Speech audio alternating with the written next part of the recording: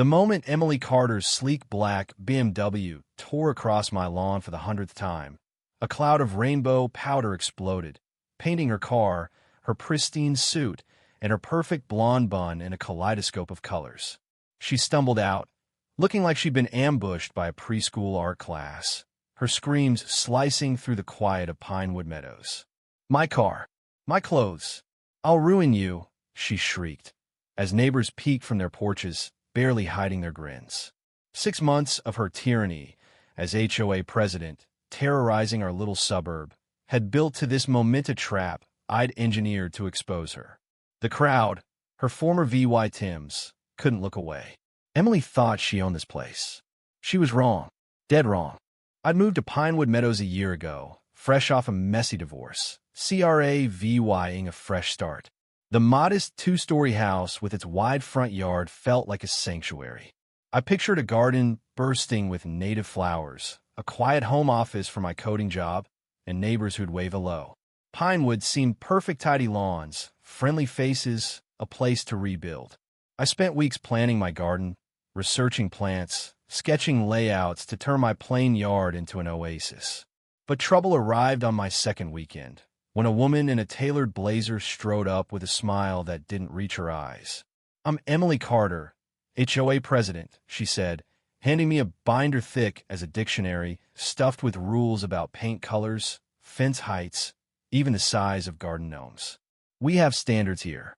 I nodded, thinking she was just thorough, clueless about the storm brewing. 3 weeks later, I noticed tire tracks gouging my lawn's corner. Kids, maybe? A careless delivery driver? I set up a discreet security camera, following HOA rules to the letter, and caught the culprit. Emily, DRIVYing her BMW across my yard multiple times a day as a shortcut to her kids' school. Each pass tore up my new grass, Leah VYing muddy ruts. When I confronted her, she waved me off. "It's just grass, Nathan. Saves me 2 minutes." The last owners didn't care. Her tone said the conversation was over. I pushed back, pointing out the damage, and her smile vanished. "Your garden's layout VY OLAT's Section 7, you know. I'd hate to find a newcomer." Stunned, I called the police, but Officer Greg Daniels, who turned out to be Emily's brother-in-law, brushed it off as a neighborly spat. As he left, I overheard him on the phone. "It's handled, Em." That night, my neighbor Josh Reynolds, a shy biology teacher, dropped by with a casserole and a warning. "I saw Emily here, then the cop car," he said, peeling the label off his beer. "Be careful. She's run this place like her fiefdom for years. The family before you? She drove them out." Josh shared stories of Emily's rain fines for minor infractions, rumors to silence critics, HOA rules twisted to target anyone who dared question her. He offered to help draft a formal complaint, though he doubted it'd work since Emily controlled the board. I stayed up late, flipping through the rulebook, wondering if I'd bought a house in a dictator's playground. Determined, I installed more cameras, positioned to catch every angle of Emily's trespassing, and started a spreadsheet logging dates, times, and damage. If she wanted to play by rules, I'd bury her in EVY Denke. 2 days later, a DULA 75 fine arrived, citing my cameras as aesthetic violations. The timing wasn't a coincidence. Me footage showed Emily snapping photos of my house that morning. Her scrutiny felt like a predator circling. Josh introduced me to Clara Bennett, a retired lawyer who'd served on the original HOA board. Over coffee in her book-lined kitchen, Clara sighed.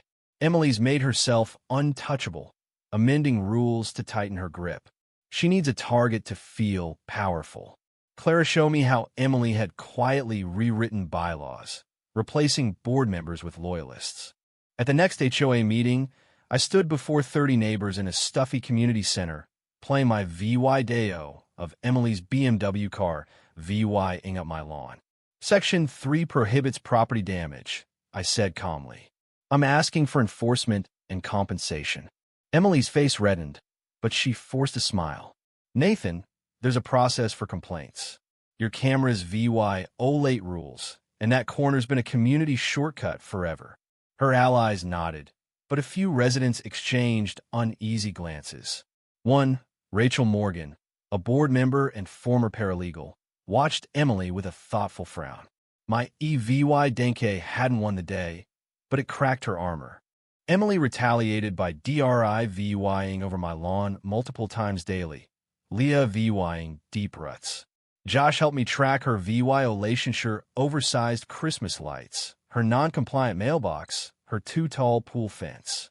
Clara Ad VY said me to aim for the annual board election in 2 months, when Emily's need to seem reasonable made her vulnerable. I installed a low picket fence, fully HOA compliant, to protect my yard. The next day, Emily's BMW plowed through it, splintering wood before speeding off. I called the police again, showed Officer Daniels the footage, but he shrugged. Could have swerved for a squirrel. Josh, furious, helped me fix the fence, sharing how Emily had threatened to student a kid whose parents backed youth expulsion from science club. Rachel VY cited that evening, unofficial and cautious. What happened to your fence isn't right, she said, sipping coffee at my counter. I've been tracking Emily's financial decisions. She's untouchable because people are scared. Rachel confirmed my fence was legal, and when Emily slapped me with a due law 150 fine for an unauthorized structure, Clara helped me demand a full board inspection. Emily arrived with 4 board members, nitpicking my garden beds, mailbox, even my cameras, racking up due law 800 in alleged fines. My footage later caught her returning alone, measuring my yard to fabricate more violations.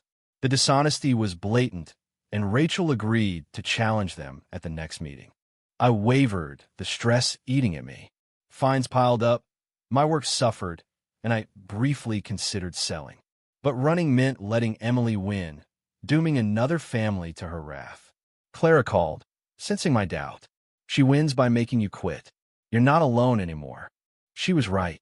Josh, Rachel, and a growing circle of neighbors had my back. As a coder with a knack for security systems, I had a trump card.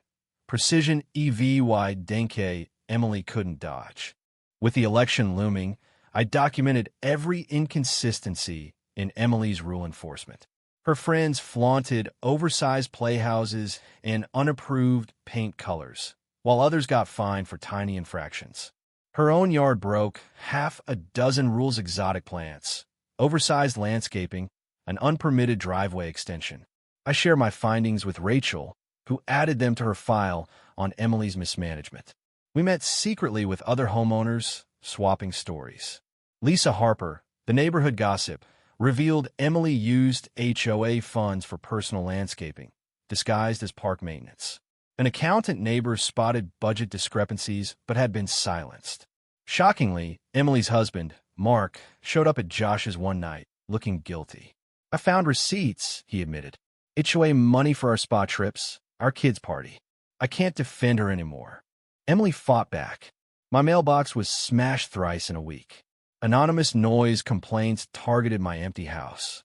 Flyers warned of property value declines with my house's photo. At the 4th of July barbecue, Emily excluded me, but Josh snuck me in. I handed out event programs packed with EVY Denke of her violations. Emily confronted me, hissing, "This is a private event." I smiled, quoting the bylaws about open community events, and offered her a packet. Her face paled as she saw the contents. Later, she stormed over, shouting, "This is defamation. My husband's a lawyer." I stayed calm. "Let's re-VYEU the facts publicly, Emily." She fled, yelling, "You're gone by summer, Nathan." The crowd buzzed, her threat fueling my resolve. Lisa overheard Emily planning a surprise inspection to cite code violations that could involve the city. I prepped my property, but planned something bigger. I ordered non-toxic, biodegradable color-powdered blue, yellow, green, purple, and designed a pressure-sensitive system to spray only vehicles on my lawn. Clara and Rachel confirmed it was legal under HOA rules for non-harmful deterrence. I coded an anti-trespass algorithm, calibrating it for Emily's BMW's weight and path, with solar power dispensers hidden in my garden. After 2 days of covert installation, I waited. At 8:15 a.m., Emily's BMW swerved onto my lawn. My heart raced as her tires hit the first plate. Then boom, rainbow powder erupted, drenching her car in VY brand clouds. She braked, triggering a second burst, her windshield a technicolor blur. Emily stumbled out, her suit a rainbow mess, screaming, "You're dead for this." Neighbors poured out, phones recording. Josh's daughter giggled, "Rainbow car." Even Mark, watching from his driveway, looked stunned. I stepped outside, filming. "You okay, Emily?" "My trespassing system's non-toxic per Section 23. Washes off, mostly."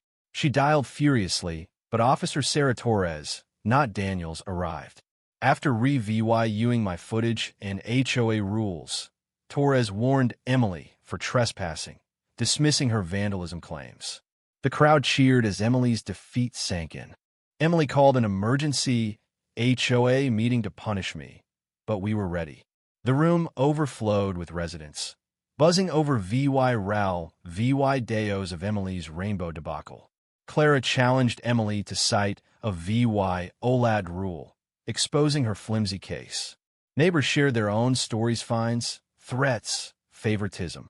Mark dropped the bombshell, receipts for Emily's personal purchases with HOA funds. "I was wrong to stay quiet," he said.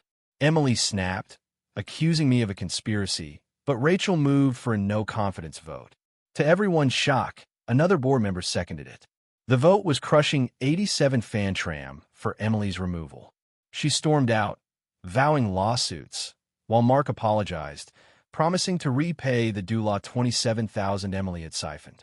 Rachel became interim president, and we slashed the rulebook to 35 pages, prioritizing fairness.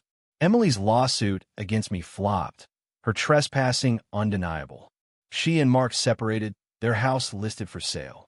At a potluck barbecue, the neighborhood felt alive. Kids played, adults mingled, free from Emily's grip. I turned my lawn into a community hub with benches and a butterfly garden, its corner a mosaic path, kids painted in rainbow hues.